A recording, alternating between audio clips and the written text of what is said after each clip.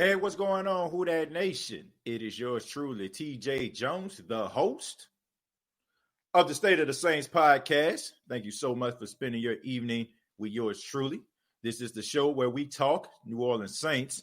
And on this edition, we're going to be talking about wide receivers Michael Thomas, Emmanuel Sanders, and Marquez Calloway. All three wide receivers return to practice on today. So we're going to be talking about what does this mean for Sunday night.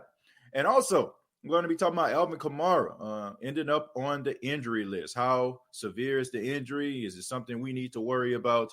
But I want to say thank you all once again for being a part of the podcast. This is the Interactive Podcast. This is the most interactive Saints podcast that you're going to find. I don't think you're going to find many podcasts like this. If you're new to the podcast, all you got to do is just put your comments inside the chat. We just kind of just go down the list and, any comments or questions that you may have, feel free to go ahead and chime in. But I want to give a special shout out to all those filing in. I want to give a shout out to Brian, Phil, Ray, Who That Warlord, Zach, Saints Nation, my guy Chosen in the building, my guy, your boy Jay, Bell, Zoidy, TJ, Jermaine, and so many others.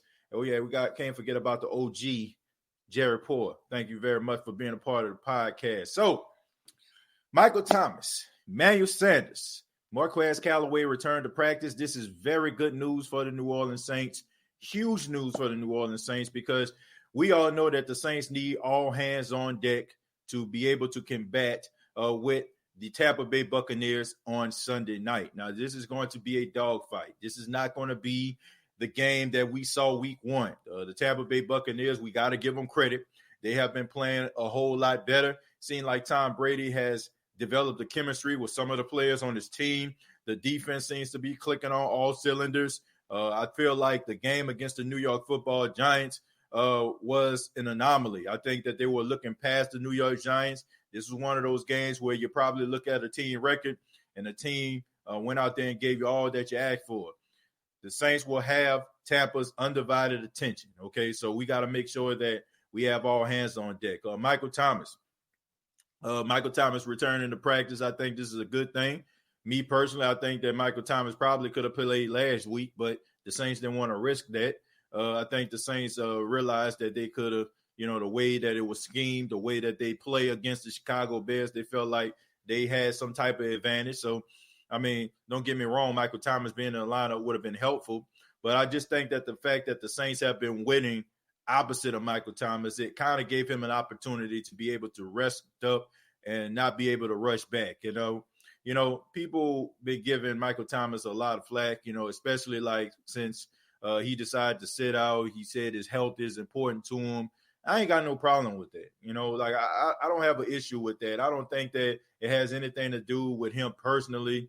I'm not buying into all this stuff that I'm hearing about behind the scenes. That's just the media trying to spread some rumors and stuff like that. They always feel like if there's some smoke, there got to be some fire somewhere. But you're seeing a lot of backtracking, a lot of moonwalking, a lot of Michael Jackson type moonwalking going on, So I think that Michael Thomas coming back is going to be a huge thing. He hasn't played since week one.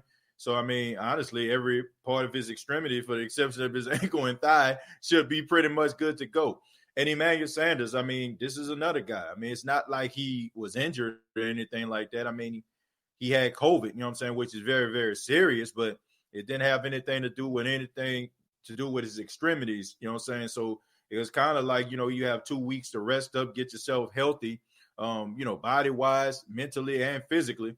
And also Marquez Callaway. I feel like this is going to be a little bit of a stretch. I don't think that he is going to play this Sunday against the Tampa Bay Buccaneers. Looking at his injury, that was serious, folks. Anybody that ever, rolled up on, their ankle or something like that, or went up and put all that pressure on your ankle, coming down like that, that's not a good thing, man. It takes a couple weeks for that to happen. I'm pretty sure he probably was doing something extremely light and probably just, being at practice or whatever like that, just to give the Saints some type of competitive edge. The guy, last time you seen him, he had 8 catches for 75 yards. And the Saints probably just thinking, Tampa, they got to account for this guy because, he can't be a factor in the game. But I don't see that happening, man. But I think that Michael Thomas and Emmanuel Sanders both will play in this game. I like the fact that the Saints, Drew Brees, has developed a chemistry with Emmanuel Sanders in the absence of Michael Thomas. We already know that Drew Brees and Michael Thomas have a chemistry, and we know Traquan Smith has developed a chemistry with Drew Brees along with other wide receivers on the Saints team. So I think that this is going to be one of those good games. I think it's going to be a nail biter. I don't think it's going to be a blowout. I don't think it's going to be one of those games where the team just flexes their dominance versus the other. This is going to be nip and tuck. It's going to be on edge of seat. This is going to be one of those games that, like I say, you're going to have your heart racing, straight up. And as far as Alvin Kamara is concerned, Alvin Kamara ended up on the injury list. It was a toe injury. He talked to the media today. He said it's kind of similar to if you kind of stub your toe on your bed frame or something like that. He said nothing really serious. I really don't know how serious it is. I mean, when the Saints have somebody, with a toe injury, like if you look at the injury list, they'll say something like Alvin Kamara toe. I mean, that can range from him stubbing his toe to his broken. The Saints don't really disclose a lot of injury information. We know that, Sean Payton has come from the Bill Parcells School of coaching. So Bill Parcells did not disclose injuries and all that kind of stuff. So Sean Payton kind of following the footsteps, of Bill Parcells. So that's not the way that they do things. But I don't think it's going to affect Alvin Kamara's production. I don't think that it's going to stop him from doing the things that he does best. We're going to need Alvin Kamara in this game, especially like since you have two of the most athletic and talented linebackers in David and White coming to town. So I'm looking forward to seeing this game. I'm looking forward to Alvin Kamara, Michael Thomas, and Emmanuel Sanders playing a huge role and possibly getting that win over the Tampa Bay Buccaneers and getting us back atop of the NFC South. We're going to start with Jared Poor. He says, glad to see Mike T practicing. Make sure he doesn't mess up again. I don't think he messed up before, man. I just think that was just kind of like a warning, I just think that was kind of like a warning to him, as far as like these media stuff coming out here. But I don't think it was nothing serious. Defense has to step up and the media overhyping the Buccaneers. Honestly, I'm going to be real with y'all. I haven't been watching the news like that. I've been watching sports. Between me working overnights, man, trying to work on my sleep regimen, I really ain't been watching that much sports. And I didn't do a show yesterday because I was so tired, Who That Nation. And y'all know how I do, man. I don't want to do anybody a disservice. If I'm not really passionate about doing a show or if I don't feel like I'm going to give you my all, I'm not going to do it. But I haven't been watching too much of the news because, quite frankly, I don't care. I don't care about what the media has to say about the Buccaneers. I mean, the Buccaneers, on paper, they look pretty doggone good. I mean, you got Antonio Brown coming, and all that kind of stuff. Leave that to them. I don't care, okay? I don't care if the Saints beat the Tampa Bay Buccaneers by 1 point. The fact of the matter is they beat them. So I don't care about what the media says. Let the media overhype them. Let the media sing their praises. Let the media talk about how the Saints don't have a chance.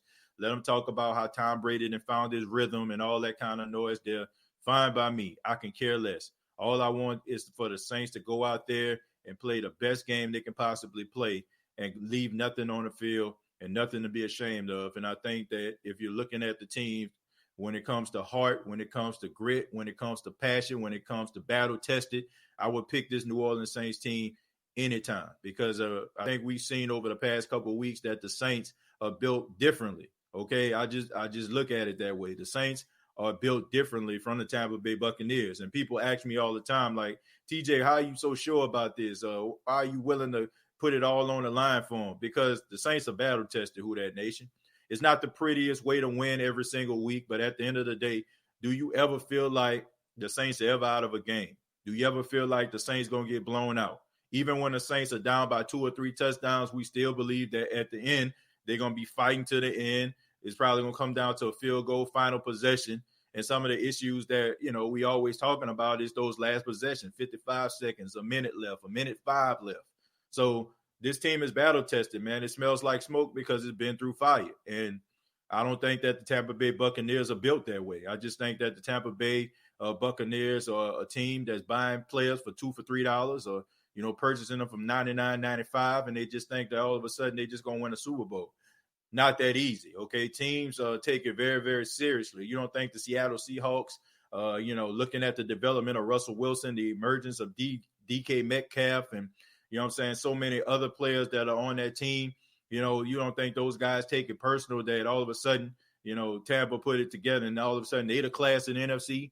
You don't think Sean McVay out there in Los Angeles, who's been building the Los Angeles Rams, been to the Super Bowl, I mean, in controversial fashion, but nevertheless, they've been to the Super Bowl. You don't think they take exception to that? You don't think the Packers take exception to it? And I know for sure the Saints take exception to it because Sean Payton was willing to drop 40 on them boys when he didn't even have to. So the fact is, they're gonna have to they're gonna have to worry about more than just the New Orleans Saints going forward, because not only are we watching what the media is saying about them, everybody else is too. And trust and believe, when people start looking at the media talking about other teams and singing praises, that just give them more and more ammunition to knock their tail off. So, yeah. Your boy Jay says Giants should have beat them, but that's another story for another day. Yeah, I mean, if Daniel Jones was a more of a above average quarterback, if that was Eli Manning, that would have been a dub. Okay, if that was Dak Prescott, it would have been a dub. The fact is, Tampa Bay Buccaneers look past the New York Giants and they hit them in the mouth. Okay, I mean, if it weren't for Daniel Jones, erratic quarterback play, then they probably would have lost that game. And if it wasn't for that pass interference call, which let's just be serious about this, Who Dat Nation. I put this on social media. I said if that cornerback was named Lattimore or Jenkins or Williams, it would have been pass interference. Okay, we know that the NFL loves Tom Brady. They give him the red carpet treatment. They give him the benefit of the doubt. And I just feel like that was pass interference clearly. Okay, I want to put this into context for everybody. I want to put this in context for every person that's watching or listening to the State of the Saints podcast. Okay, Antoine Warfield ran into Deion, what's his name? Well, whatever. Deion Lewis. Yeah, Deion Lewis. His name Deion Lewis. He ran into Deion Lewis. They threw a flag. That was the very first time all year that a pass interference was called on a play and they picked up the flag. Now, you can go ahead and put your own little conspiracy theories to it, but I find it very ironic that it happened in a game that involved Tom Brady being a quarterback, and it's setting up for a big-time matchup between two legendary quarterbacks. I mean, come on. That's the way I feel about it. I mean, you do the math. Thomas, thank you very much for the $2. Thomas Callaway and Sanders says, we back, biatch. Yeah, man. Definitely they back, and we need them. We definitely need them. No doubt about that. We need all hands on deck. Corey says, sounds like hate, brother. Hate on what? I don't know what you're talking about. I guess, I don't know. Corey, are you like a Tampa Bay fan or something like that? Because I trust and believe, man. Like, there's nothing to hate about Tampa. You know what I'm saying? Why should Saints fans hate on Tampa? Like, let's be serious about this. Why should the Saints hate on Tampa Bay? Y'all been nothing for years. I just want people to understand this, okay? Tampa has been absolutely nothing for years. I'm not even going to go on this tangent. Tampa is nothing. They've been nothing. And when Tom Brady leaves, they will be nothing. Saints, on the other hand, have shown that when Michael Thomas is out of the lineup, they still winning. When Drew Brees out of the lineup, they still winning. When they got their two starting cornerbacks out of the lineup, they still winning. What has Tampa shown you, for the exception of the fact that they buy players with 2 proofs of purchase, plus poachers and handling? What have they really shown? They just really showed that they got deep pockets and they trying to buy championships, in which you're probably eventually going to learn that you can't buy that. Some things can't be bought, and championships are one of them, okay? It never works in the NFL. Maybe in the NBA, okay? In the NBA, you can get about 1 or 2 players and you can go on a run. But in the NFL, it don't work like that. Once again, it's not even worth me raising my voice. Tampa is nothing. Tampa has been absolutely nothing. Tampa is the worst sports franchise in all the major sports. Okay, in all the major sports, Tampa Bay Buccaneers are the worst. Worst overall record. The Tampa Bay Buccaneers have not been to the playoffs in 13 years. The last time the Tampa Bay Buccaneers went to the playoffs, I'm not lying to you all, I was sitting in my dorm room at Jackson State University. I haven't been to college, yes, in about 13 years. So for Tampa to feel like somebody hating on them, y'all have been irrelevant. Absolutely irrelevant. Like nobody cares about y'all. Do you understand? If you eliminate Tom Brady from this team, nobody would be talking about y'all. Nobody would care about you. Tom Brady brings you all to primetime television. He catapults you all into mainstream. He's the reason why Monday Morning Quarterback is talking about your team. You guys are just an extension on Tom Brady. And if you eliminate him, once again, nobody will care about you. It's just a fact. The Saints, Panthers, even throw the Falcons in, they have been a class of this division. You all have been the bottom feeders. You have been down in the sewer with Donatello, Leonardo, Michelangelo, and Raphael. That's where y'all been. And when the Saints whoop y'all ass on Sunday, you can go down there, hang out with Donatello, eat some pizza, and get tips from Master Splinter where y'all been all this damn time. All right, so I have no reason to hate on Tampa Bay. Until y'all win three straight NFC titles, until y'all win more than 100 games in a decade, until y'all actually be the class of the NFC, until y'all actually have a legendary quarterback that haven't been bought, once again, for $2 for $3, then we can talk. Tim, as much as we love seeing the Saints blow out teams, I feel like that was what kept us from being real dogs, like the team now has heart. I really feel like they got heart. They got a lot of heart, man. They showed me something against Chicago. I was questioning. I don't know if y'all saw a couple weeks ago, but I was calling them boys soft, But after that game against Tampa, when I seen that, I'm like, okay, they got some dog in them. It's somewhere. They got some dog in them, man. They got some dog in them. I give them that. We're going to hit them in the mouth next because the media keep talking, saying the Buccaneers are all that because they have all these weapons, but they forgot about our team, about the Hoodays. All I got to say is, Jesus, it's very, very simple.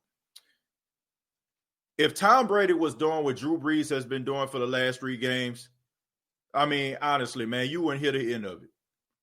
Drew Brees has went out there with undrafted free agent and guys on the practice squad, and the Saints have won 4 straight games. The Saints have not played with the offensive player of the year, the guy who had the most receptions out of anybody in NFL history last year and had more yards than anybody in the season last year. They've been playing without this guy. The Saints went to Detroit and played without 2 of their starting cornerbacks. The Saints have been playing like with no 1 or 2 starting wide receivers. If Tom Brady was doing what Drew Brees is doing, they would still be adding to his greatness. Drew Brees doesn't get the credit he deserved for being great. And like I said, what Drew Brees has been doing over the last 4 weeks is way more impressive than what Tom Brady has been doing. Okay, like all Tom Brady had to do. This guy has been in the league for 20 years. All he had to do was just develop some type of chemistry with some of the best wide receivers in football. Mike Evans, right? Rob Gronkowski, Chris Godwin. The embarrassment of riches. Leonard Fournette. Come on, man. Cry me a freaking river. Drew Brees been doing it with nothing, basically. No disrespect to those players, but he's turning nothing into something. What has Tom Brady done except throw to some of the best receivers in the league right now? I'm sorry. As much as, I got to respect Tom Brady for what he's doing. Him being 43 years old and out there balling like that, I give him credit. But let's not pretend like Drew Brees ain't out here doing it too. We ain't seen Tampa in so long, we forgot where they is on the map, the playoffs. Thank you very much for $5. I appreciate that, man. Tampa O-line makes the Saints secondary look good. Is Quan getting healthy? Him and Davis finna be a problem. Quan Alexander, I like to pick up. I know people have been giving, the there've been a lot of red flags about Quan Alexander, talking about him missing tackles and stuff like that. But I still think he brings an interesting dynamic, especially in pass coverage, man. So I'm looking forward to seeing him play. Will be a matchup problem for Tampa or any other team in the NFL with Thomas and Sanders back. Tampa has shown Jack, and they took Tony Dungy's team. Yeah. Basically. Who baby heard your TJ? There's favored by 6. They favored by 6. I actually love when we're the underdogs. We play free and with so much passion. Yeah. I mean, if they 6-point favorites, that's fine. I can care less, man. I don't think they're gonna win by 6 points though. I already read that. Derek Poor, got my boy Spark giving you a shout out there. Draper says, do you think Quan gonna play? I don't think so. I don't think he's gonna play. If he do, it's gonna probably just be on a snap count. They probably put him in for a couple plays. I thought you were going to go on a rant, but facts, who that? Nah, I mean, it's pointless at this time, D. Higgs. You know, I mean, no need to go on no rant about no Tampa Bay Buccaneers. Like, it's pointless. It's pointless to go on a rant. I use Tampa jersey to wipe off my dirty ATL rag jersey. Ernest, yeah, man. Look, it's not even a competition. Like, seriously, it's not even a competition. Now, they do have the same amount of championships. Like, I don't want to take that away from them. We both have one championship, but you know, the thing about that is when the Saints won a championship, they consistently became relevant after that. You know, Tampa in 2003, you know, they won that championship. And then after that, they just went on a downward spiral. Like, they just started, you know, just putting trash on the field. Coach after coach, coordinator after coordinator, GM after GM. Like, it was a revolving door, you know. The Saints, you know, over the past couple of years, even though they haven't been back to the Super Bowl, they've been relevant. They've been winning games. They've been winning, you know what I'm saying, NFC South titles. You know, Drew Brees been cementing his legacy. Sean Payton been cementing his legacy. You know, offensive explosions. You know what I'm saying? Like, bad luck in the playoffs. But the key word is playoffs, right? People talk about, man, y'all blew that. Y'all blew that. Y'all blew that. But we blew it in the playoffs. Why are you talking about a team blowing it when it went to the playoffs? Okay, you know what I'm saying? Like, that makes no sense. And it's not like how it is with Atlanta, right?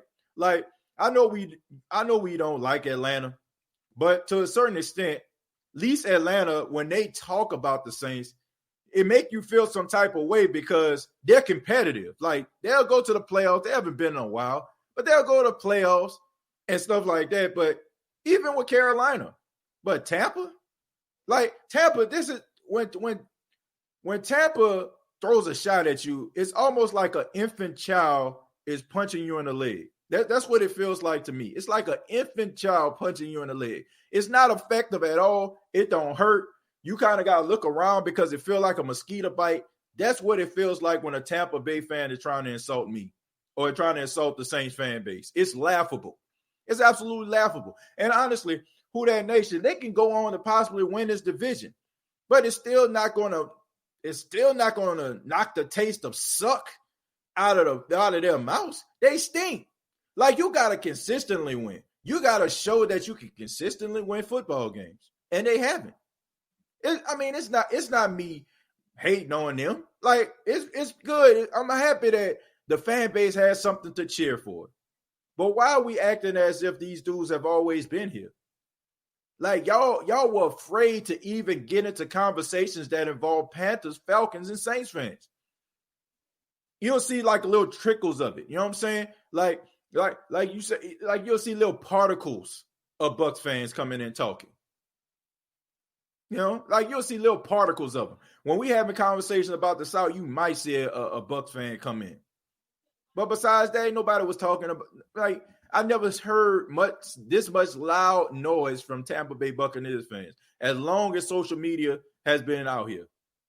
Maybe y'all have, but I haven't. I have not. The Saints are the most disrespected team in the league. Well, in a way, I can understand why, Trey.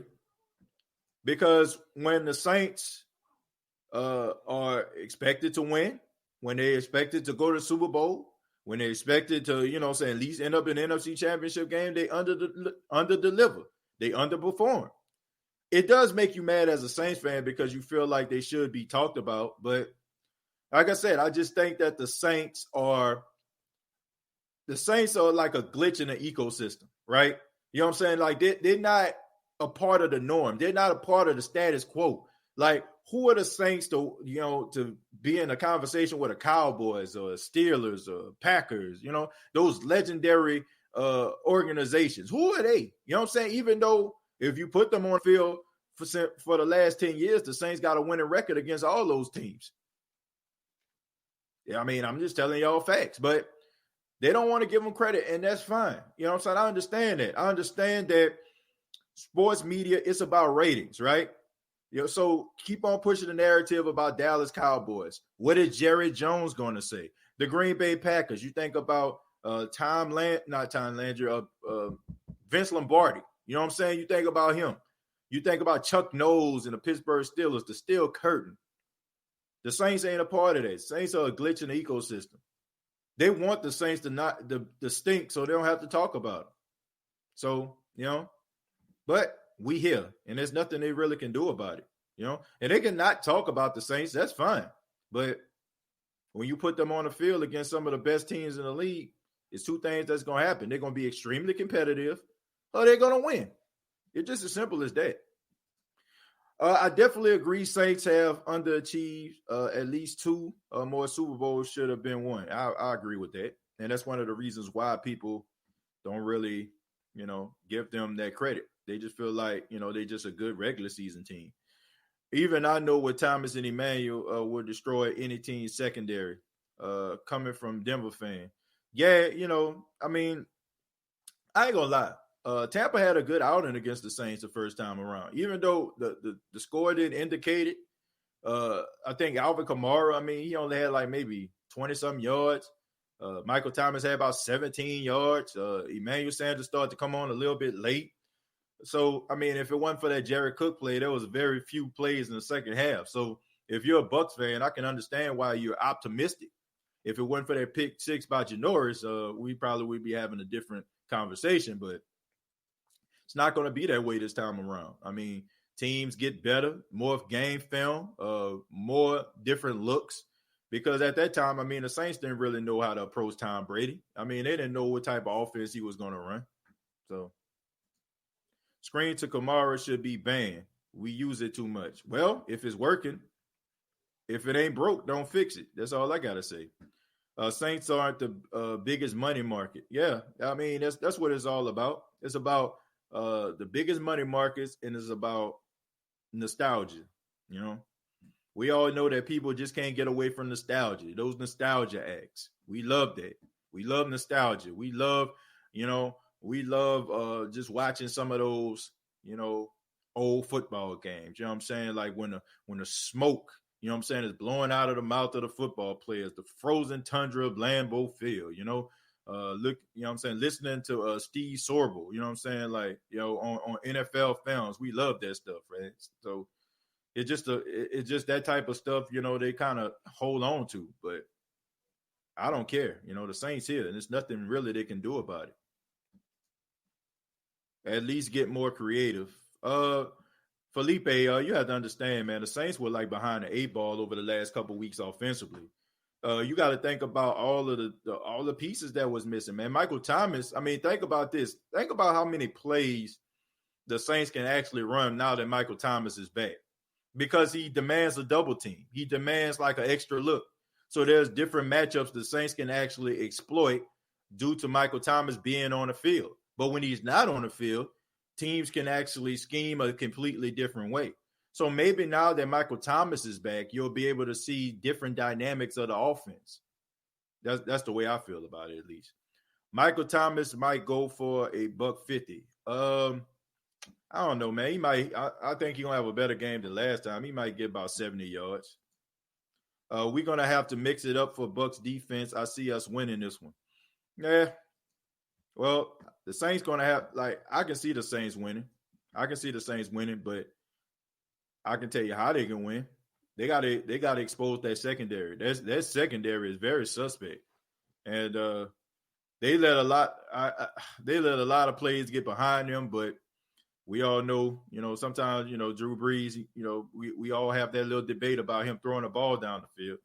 But if the Saints actually like threw the ball and was aggressively like throwing the ball down the field, like, they can torch the Buccaneers. Their secondary is very young and inexperienced, and they make a lot of mistakes, and they be out of position quite a bit. Like that play with Daniel Jones threw that interception in the second half. I mean, Shepard was wide open. I mean, he would have hit his head on the goalpost if Daniel Jones would have looked up the field or, would have stood strong in the pocket a little bit longer. So, I mean, it's been a couple of times, but hey, it is what it is. He changed the whole offense. Yep. I mean, you got to add to that. I often tell this story. It's the NFC Championship game back in 2018. When Josh Hill went out, and Sean Payton was like, we had to scratch 42 plays because Josh Hill wasn't there. So imagine how many plays they had to scratch because Michael Thomas ain't there. If Josh Hill, you had to scratch 42 plays. Imagine how many different scenarios and different offensive plays you have to scratch now that Michael Thomas ain't there. I want to put that into perspective. I want you all to put that into perspective.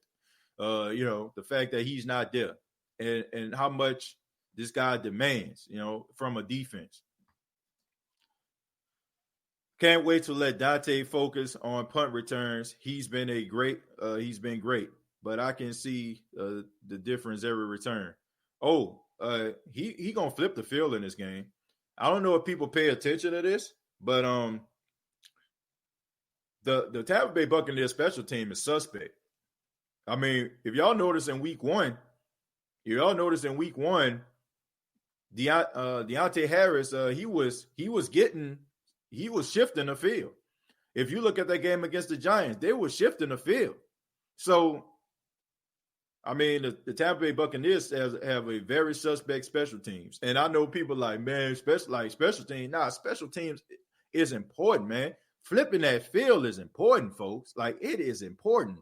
Like, if Deontay Harris gets the ball at the 30 and he gets 20 yards, you know what I'm saying? That's midfield right there. That's half a field the Saints have to go.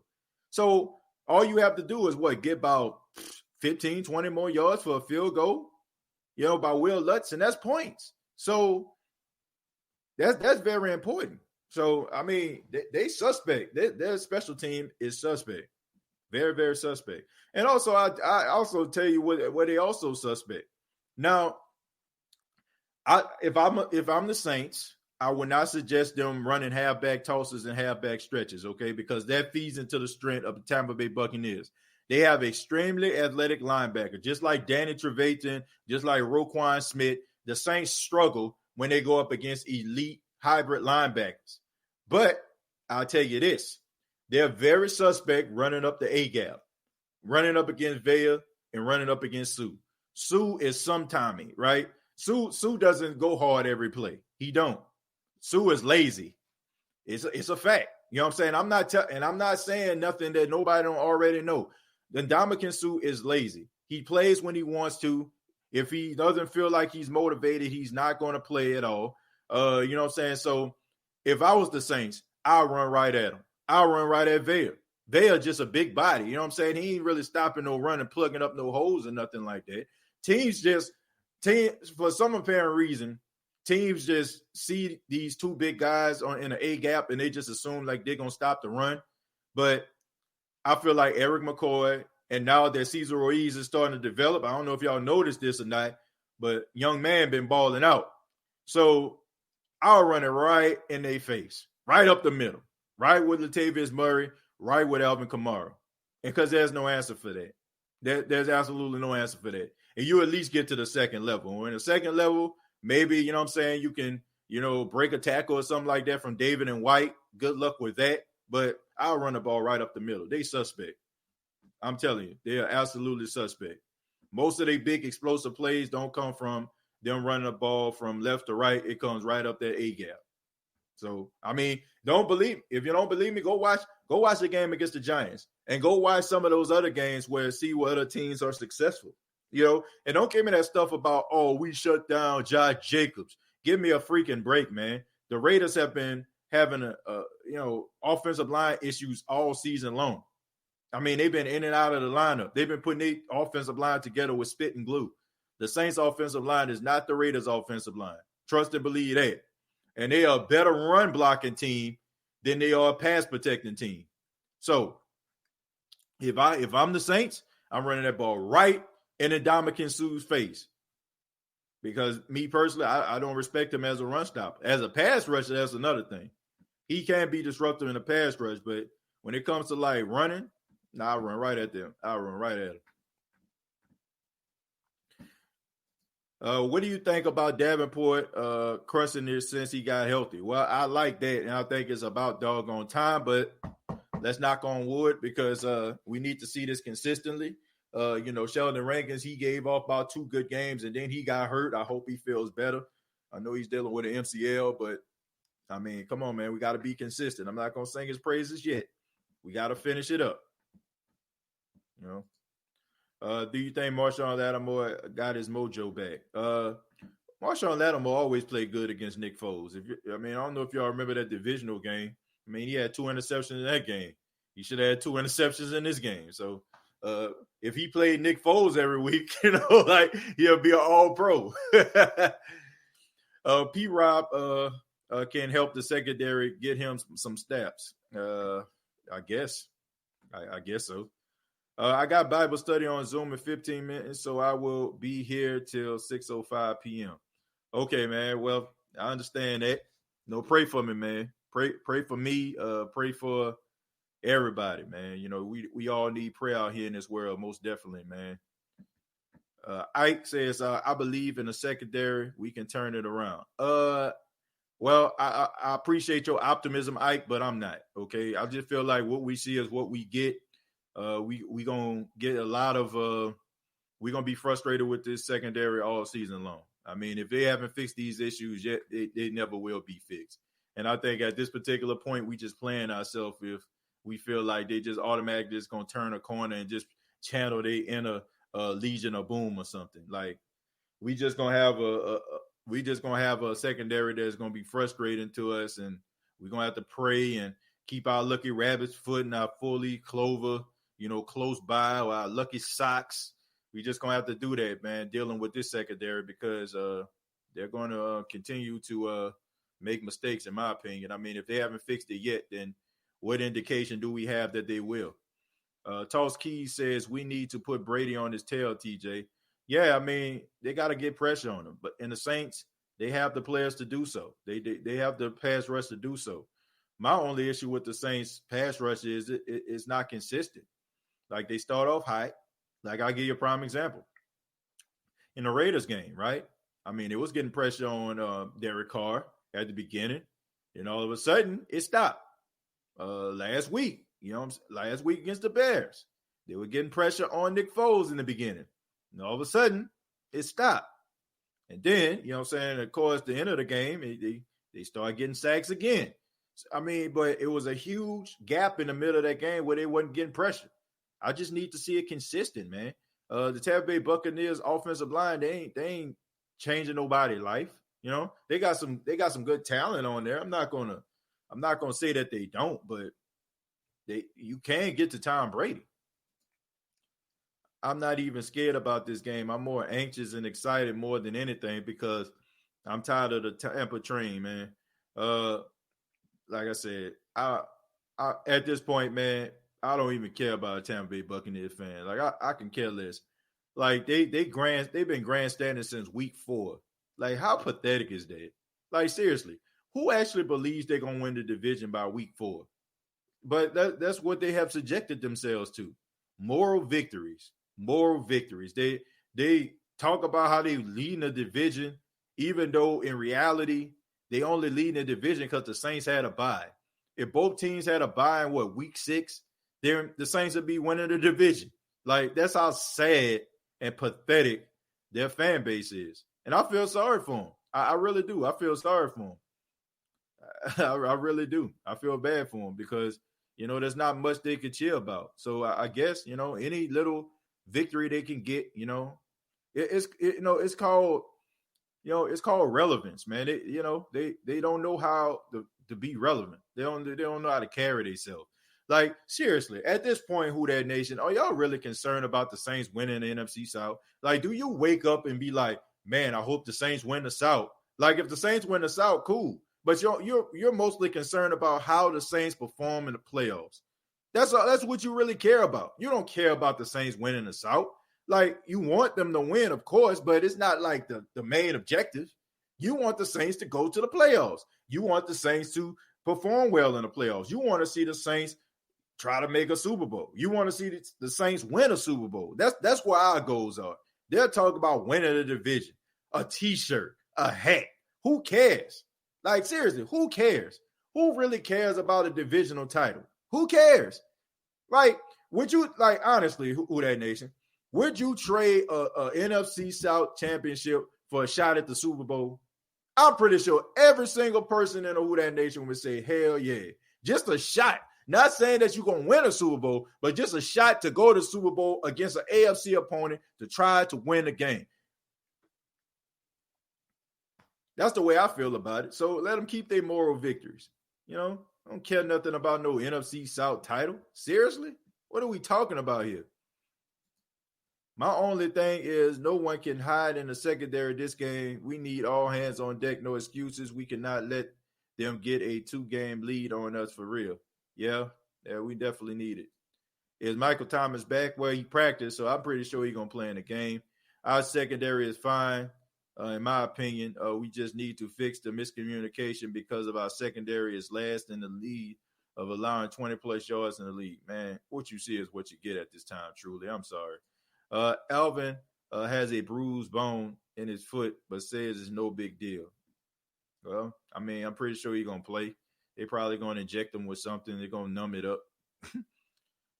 Been going through doors at about 3 a.m. without opening. Feel bad for much as y'all choked in the playoffs 3 straight years.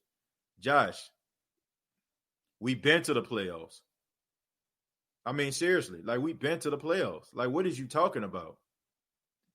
And that's why I say, like, that. Next question. Honestly, TJ, I just want a playoff spot and go from there. Exactly. That T-shirt and half a winning division became played out in 2019. It don't feel the same anymore. I want a Super Bowl. Exactly. Will Quan Alexander play this week? Oh, I'm not sure. Like I said, he might be on a snap count. TJ, why do you think, with all the experience this secondary has, why do you think they play so bad? That's a good question, man. I think they're just not that bright sometimes. You know what I'm saying? Like, and I just think that's not that they're not smart guys, but I mean bright to a point where they can't block out the noise. I just think that they allow social media to, like, get into their psyche. They hear about what people are saying about them, the criticisms. So they take it upon themselves to play a little bit reckless. You know what I'm saying? Like, they're not trusting their teammate. I used the example last time about on Drumline. You know what I'm saying? Everybody trying to be Devin. You want to be the lead snare drummer. He think everybody there to see him, hear him play. Like Stomp the Yard with Homeboy. You know what I'm saying? Like, they went out there, you know what I'm saying? The Neos went against the pro fights. He wanted to go out there and do his own little thing. And I feel like that's what get those guys caught up. The fact that everybody trying to take it upon themselves to make a play instead of trusting their teammate to make it. Josh says choke every year, bro. But y'all been choking for 13 years, man. What the problem? Like, Josh, man, you ought to be ashamed of yourself, man. Seriously. Josh, you ought to be ashamed of yourself. Seriously. Like, your team has been nothing for the last 13 years, but here you are. And honestly, Josh, I've never seen you here before. I've never seen you comment on the State of the Saints podcast. I've never seen you in any of the groups. I've never seen you really go hard for your team at all. As a matter of fact, looking at this logo, it looked pretty doggone new here. You know what I'm saying? So probably about as new as y'all jerseys been looking these last couple, weeks, I mean, haven't been through one rinse cycle. Like y'all haven't used Tide, Gain, Cheer, nothing on these jerseys. Y'all grandstanders. Y'all fake fans. Y'all phony. Y'all don't rep hard for your team. You only rep hard for your team when your team is relevant. And it hasn't been relevant for 13 years, dude. So do yourself a favor. You're embarrassing yourself right now, first and foremost, until you consistently win. I'm talking about consistently. I ain't just talking about now that Tom Brady here and y'all done won 6 games. Until y'all consistently win games, okay? Consistently prove that y'all a relevant franchise. Just stay away from Saints groups, man. Like, go to these little Tampa groups, you know what I'm saying? Y'all go interact with one another, pat each other on the back, you know what I'm saying? Be like them Golden State Warrior fans was for the last couple of years. I've been a Golden State Warrior fan, but don't know Latrell Sprewell, don't know Chris Mullins, don't know Tim Hardaway, don't know none of them people. That's kind of what y'all are, grandstanders. So like I said, man, until y'all actually consistently win, please stop coming to Saints groups. Y'all embarrassing yourself. This is embarrassing. Like, I feel bad for this man. Don't y'all feel bad for him? Don't y'all feel bad for Tampa Bay fans that they feel like now that they won 6 games, they feel like they can come and talk about anybody? I don't know. This is sad here. Sad stuff, man. Your team trash when the homeless don't have division champ shirts. Josh, these are men here, sweets, and training bras is squeezing your brain. Yeah, I don't know, man. This is embarrassing, man.